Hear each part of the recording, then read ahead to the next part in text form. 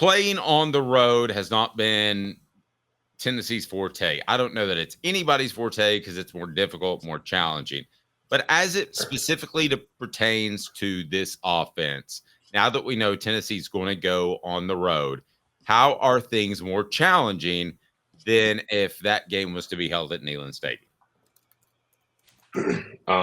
Personally, I think we've talked about this. I think that is the biggest advantage in all of this is playing the first game at home.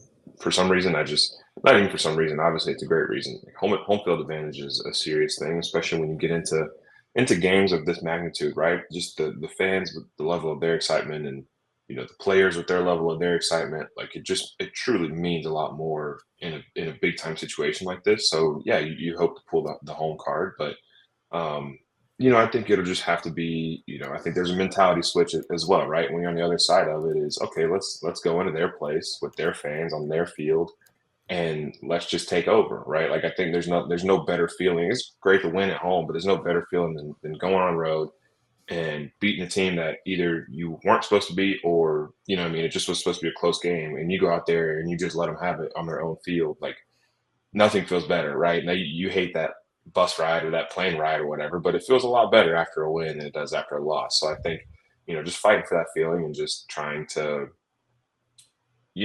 just go in there and stick together and put together a good piece of work on the field is going to be the biggest thing. Jacob, I want to talk a little bit about weather because, there's this whole, you see it a lot from a lot of Big Ten homers like, oh, if the SEC had to come play in our weather, then, they would struggle. Exactly how they talk. Exactly. Big Ten had any of their talent, they would struggle too. Never mind. Sorry. Go ahead. Whoa! Shots across the mouth. But so here's my honest question, and I actually think, and I want your thoughts on this, based on the way this team is constructed this year, this Tennessee team, that if it's colder in Columbus, it could favor Tennessee, right? Because where do they win the most? Their biggest advantage is in the trenches, isn't it? And doesn't cold weather favor that more than anything else? Yeah, and I think that cold weather always brings in two things, right? It's very hard to catch the ball, and it's very hard to throw the ball, right? Other than that, like you're just playing ball. And to me, cold weather was always one of those things where you're concerned about it when you're on the sidelines. You're concerned about it in pregame warm-up. But the second that you get on the field, like you just completely forget about how cold it is. Like it's not something you think about. It's not something you feel. And maybe I just haven't played in a cold enough game, but I mean, I'm sure you guys have been up there. Like you go up to Kentucky, you go up to Missouri, kind of some of these later games in the season. And I mean, it's the feel like is in the teens, right? In the 20s and the teens. And I'm like, that's cold to me, right? Because I'm from Tennessee. But is you got your heaters on the sidelines, you got your big vest and stuff that you wear, but like you step between the lines and all that stuff truly just fades away. And that's the beauty of the game is like you don't really hear the crowd. You don't really feel the cold. You know what I mean? You might feel in your hands or something, you get hit or, something might hurt a little bit more. But, I think if you're really locked in and you're really, focused on the task, then the weather should not be the biggest concern that you have. No, and I would argue this too, that maybe in 2022, you guys didn't have the type of team that travels. You kind of had to be hitting on a lot of those long balls, and you tell me if I'm wrong.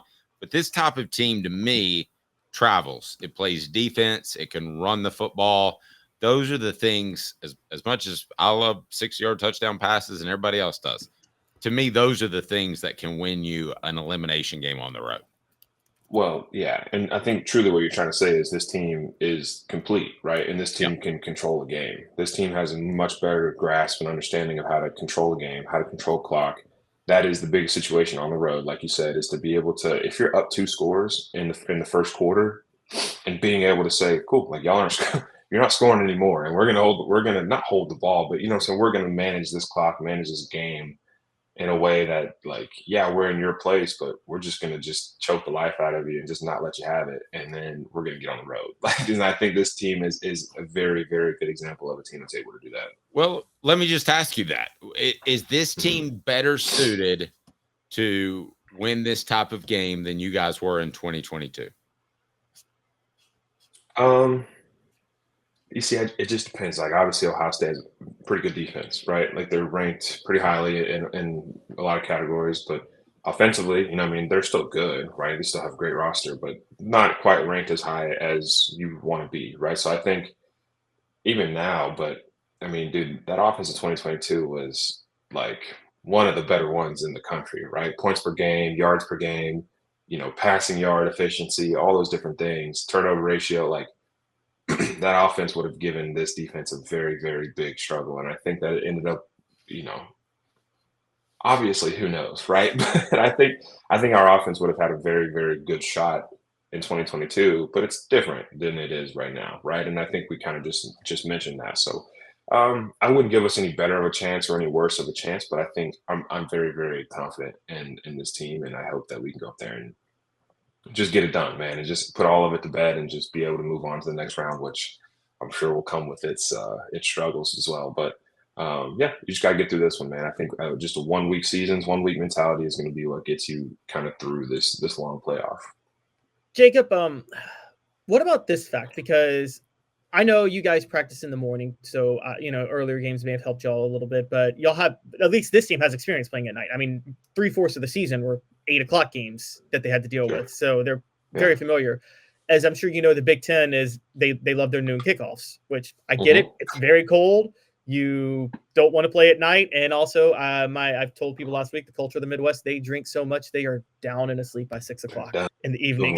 It's over with. Yeah, it's kickoff at noon, recuperator at 8 p.m. You know. Oh yeah, they get up at 5 a.m. to get hammered, and they're good by noon, and then they're passed out by 5 p.m. Okay, so this game's at 8:00. Do you think Tennessee's experience playing night games this year is going to help them a lot more than Ohio State that's used to those noon kickoffs? Yeah, I mean, for sure. I guess any advantage you can get or anything that can make you feel more comfortable, right? I think for sure at the beginning of the season, you might be sick of the night games or whatever. But at this point, you know, like you said, we've had so many of them that, you know, who's to say it isn't in our advantage, right? And I think that that's just kind of what the guys are used to, and they have this routine that they go through, and it's nice that this will be no different, right? I think it would be for sure much worse if we went into it and played a completely different game time, like an 11 a.m. or something stupid like that, right? Like I think that would have messed us up more than what's going on now. So yeah, it might stink to be a night game, or, you know, obviously it's going to be cold, but like I said, it's hopefully those factors just don't come into play whenever the guys are actually on the field doing what they do. Portions of the program brought to you by Quality Tire Pros, serving Chattanooga's community since 1957. All major brands of tires, full service automotive, brake alignments, oil changes, and more. QualityTirePros.com. QualityTirePros.com. Stop by and tell Bo that Dave Hooker and Off the Hook Sports said hello. And also Peak IV Hydration, Jacob. And I've said it before, I use the patches. You've used the actual IVs. They are just fantastic in making you feel better.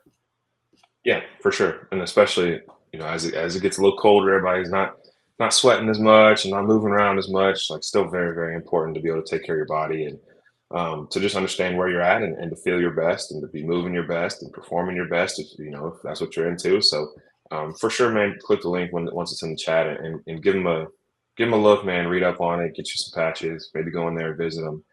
Great staff, very friendly. It's safe, it's secure. There's nothing to worry about with anything. So would very much highly encourage you guys to go check them out. Great stuff, buddy. We will talk to you soon. Thank you, Jacob. Of course. Yeah. Take care.